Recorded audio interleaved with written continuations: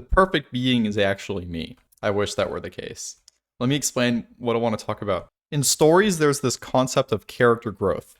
Plays, movies, etc.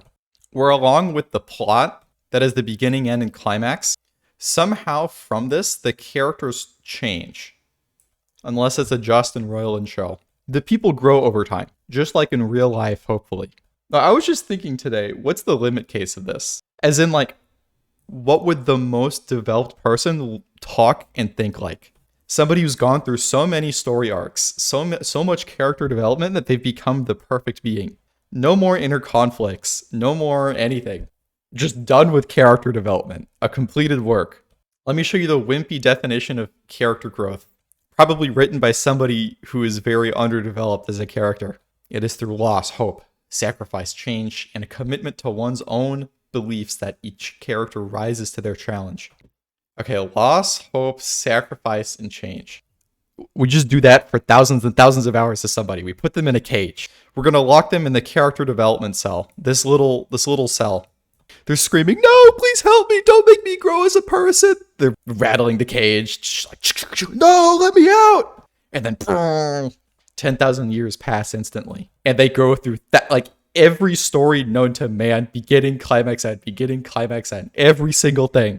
They just go through this machine. What do they come out as? Loss, hope, sacrifice, change. Loss, hope, sacrifice, change for thousands of years. What does that do to a man? Every single one of your inadequacies you're face to face with all the time. You become the wisest person. You know absolutely what to do in any situation. I'm about to show you some spoilers for JoJo's. But in the anime JoJo's, this guy becomes the perfect god being in the show, right? But what that means is he just has a ton of powers. Like, he can transform into eagles and stuff, or just do a bunch of stuff. This is power. In JoJo's, perfection is power. The perfect person is like all power. And he gets defeated not by learning a moral lesson, but by literally being crushed with cleverness. So the point is, cleverness is its own form of power, kind of, in that story. But I digress.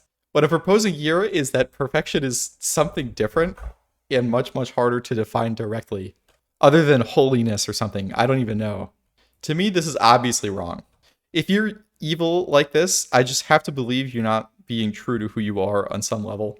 What use is all the power in the world if you're fucked up or believe fucked up things? You know, you're going to be on your crown with nobody around you.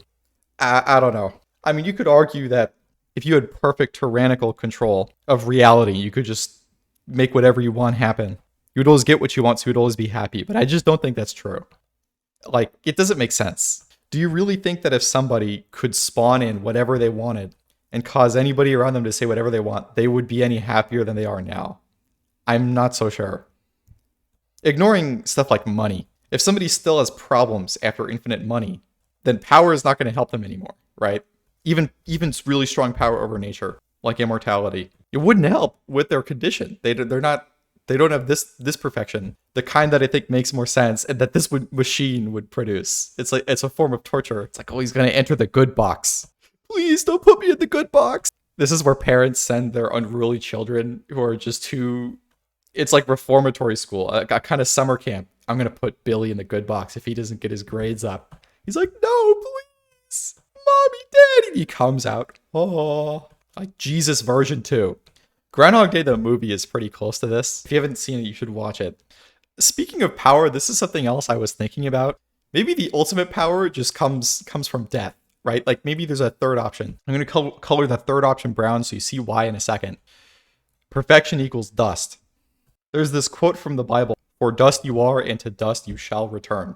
If this is a timeline of all of existence, all of the atoms that are inside of you right now, their existence, them being you is one infinitesimally small sliver on the grand scale of the universe. Starting at the Big Bang, ending at the end of everything. You're like one little sliver, and then your atoms go and do something else. They go become a rock or a tree or something. They just get scattered everywhere. I think in that form, dust, you're the most powerful.